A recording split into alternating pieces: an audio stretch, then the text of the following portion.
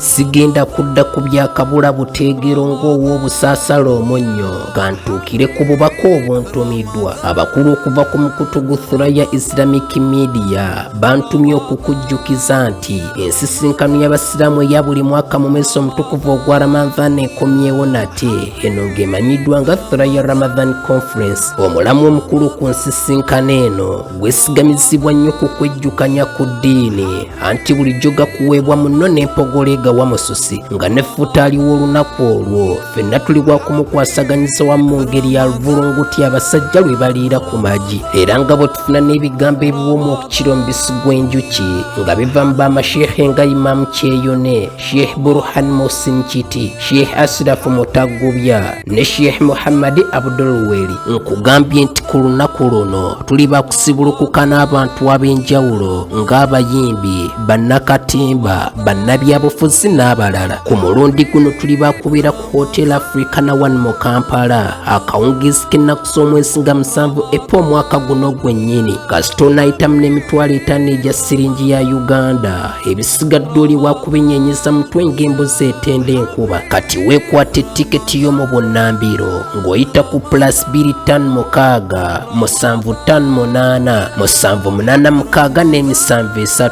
oba +256 771 269 846. Nkiddamu nti ennaku z'omwezi nga 7 April ku Lwokutaano luno ab'ekibiina ky'Oweekitiibwa Nabbi Muhammad sallallahu alaihi wasallam tuli bakusibulukuka ffenna ku Hotel Africana One mu Kampala ojja n'emitwalo 5 egya Uganda gyokka. Nzija mi Radio Uganda enkoko ndi wakugikwata mumwa.